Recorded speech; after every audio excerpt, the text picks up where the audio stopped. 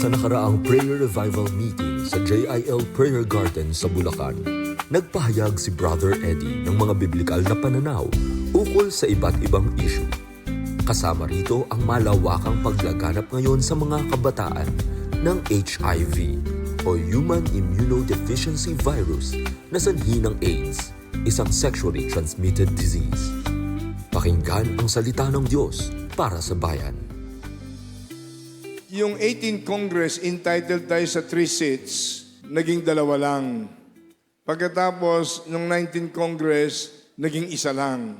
Kaya pag ako'y nakipagdebate laban sa SOGI Bill, same-sex marriage, na gagawing Sodom and Gomorrah ang Pilipinas, walang masabi sa akin yung mga kalaban kapag binibigyan diin ko na gagawing Sodom and Gomorrah ang Pilipinas. Pero pagdating sa butuhan, sila na nanalo sa butuhan. Tapos, na-railroad yung SOGI sa lower house, sa Kongreso, sa lower house. Napunta sa Senado. Buti handun si Senator Joel. Sabi niya, over my dead body. Kung hindi naharang ni Joel, yung SOGI bill, approved na yun. Malibang ibito ng presidente. Ang presidente, kung minsan makabayan, kung minsan makapolitika. Kung ano inaakala niyang makakatulong sa politika, kung minsan yan ang tukso. Kung na-approve yun, malalang-malala na ang sakit ng HIV. Hindi lang yun, public places, hindi na mahihiya, lalaki sa lalaki, naghahalikan, nagyayakapan, babae sa babae. Wala nang modesty, wala nang morality. Bagsak na ang moralidad ng Pilipinas. Kung maraming bumibisitang bagyo, 20 to 22 typhoons every year, bahagi ng sumpa sa Pilipinas, kaya nasisira ang mga infrastructure projects, multi-billion infrastructure projects, kaya hindi matuloy yung tuloy-tuloy na economic development, progress, and eventually prosperity ng sambayanang Pilipino dahil sa mga sumpa. Kung naaprubahan yung same-sex marriage, madodoble pa ang sumpa. Yung HIV cases among Gen Z, ages 15 to 25, up to 500%. Ang DOH declares already national emergency. Ano ibig sabihin nito? 500% na doble. Ang dami ng kaso ngayon ng HIV. Ito yung kaso sa dugo, infection ng dugo. Ang bunga nito ay yung yung sexual immorality. Kasama na yung lalaki sa lalaki, babae sa babae. Isipin niyo itong epidemics na ito. Pag ito'y kumalat na sa Luzon, Visayas, sa Mindanao, anong klaseng bansa ang Pilipinas? Durug na tayo sa dami ng problema. Ang ekonomiya natin, ang utang natin, na doble ng ilang doble sa loob ng 10 taon. Naintindihan po ba natin yun? Pag tinignan ninyo ang utang ng Pilipinas, bagong presidente, taos ng taas ang mga utang.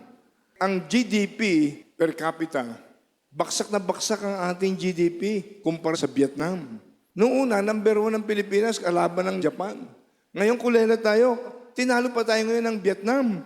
Kung ang mga Pilipino lang ay marunong mag-aral, anong cause ng inflation, anong cause ng economic bankruptcy, ano ang readings ng balance of payments, bakit ang ating GDP ay tinalo pa tayo ngayon ng Vietnam? Aabutan na tayo ng Cambodia. Pag pinag-aralan yung statistics, kikilabutan kayo, ganito na ba ang Pilipinas?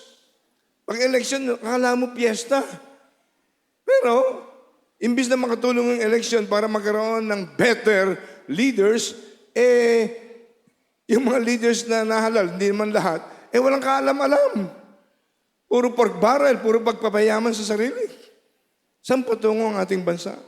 Ito, mabigat na kaso ito, 500%. Ang transmission ng HIV, napakabigat. Saan pupunta ang isang bansa kung ang karamihang mga kabataan ay tinamaan ng HIV? Kailangan natin ng matatalinong kabataan na maging leader sa kinabukasan para makaahon tayo sa kompetisyon. Noong 1940s, number 1 ang Pilipinas, kakumpetensya ang Japan. After 50 years, bumaksak tayo.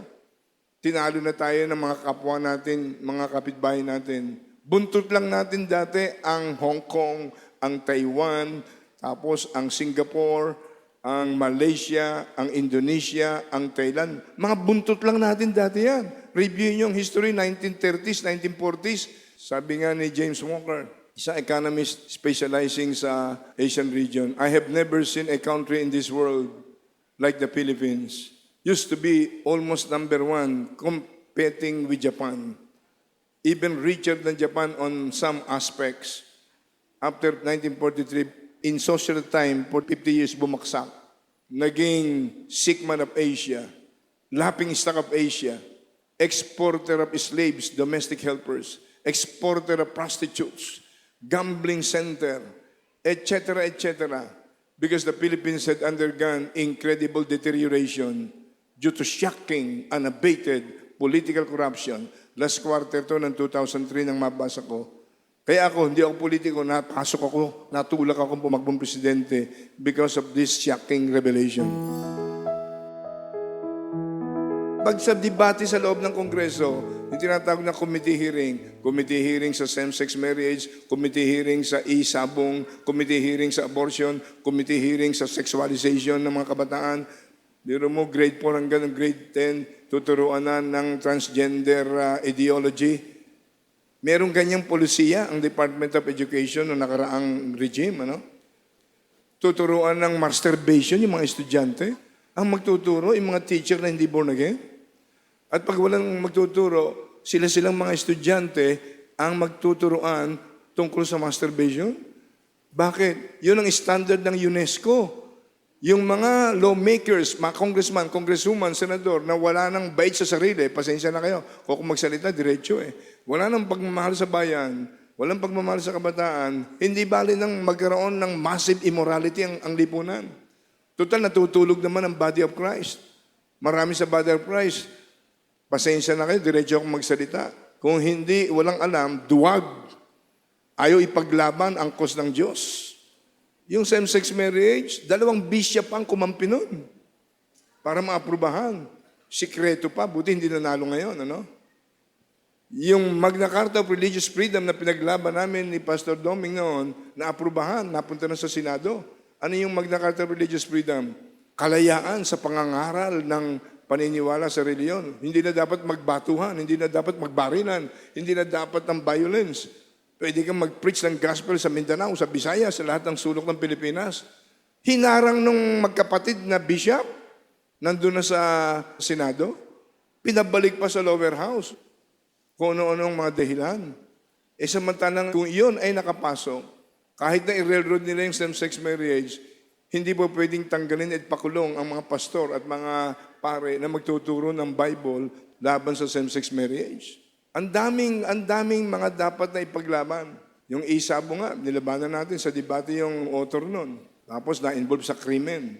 2 taong nawala. Tatago sa ibang bansa. Kamakailan lang na-surrender, di ba?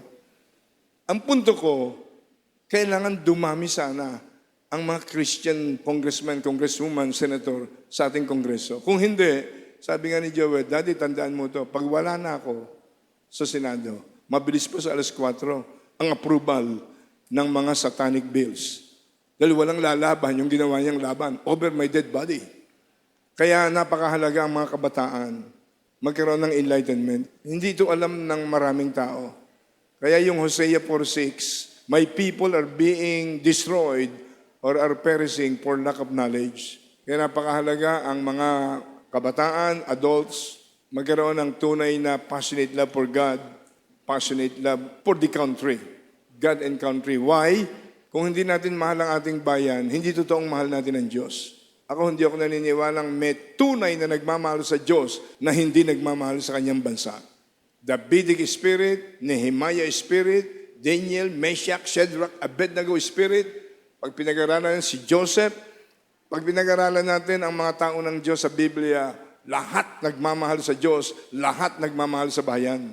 Hindi mo pwedeng sasabihin ng bibig mo, mahal na mahal ko ang Diyos, pero wala kang pakialam sa bayan mo kahit mapunta sa mga aso't baboy. Kawawa ang mga kabataan. Pinag-aaral mo yung anak mo, kumakayod ka, yung gabi ginagawa mong araw, mapag-aral mo lang yung anak mo, yung apo mo. Matapos ang pag-aaral, mamumuhay sa isang bansa na ang lipunan ay bagsak at bulok. Kaya mahalaga po ang pagmamahal sa Diyos at sa bayan, passionate love for God, and genuine patriotism. Naway na pagpala kayo ng salita ng Diyos para sa bayan. I-follow si Brother Eddie sa X at sa Facebook. Hanapin lang ang bro_Eddie sa X at Brother Eddie C. Villanueva sa Facebook. Ang Salita ng Diyos para sa Bayan ay produksyon ng Brother Eddie Ministries and Advocacies International o BIMA International. God bless you and God bless the Philippines.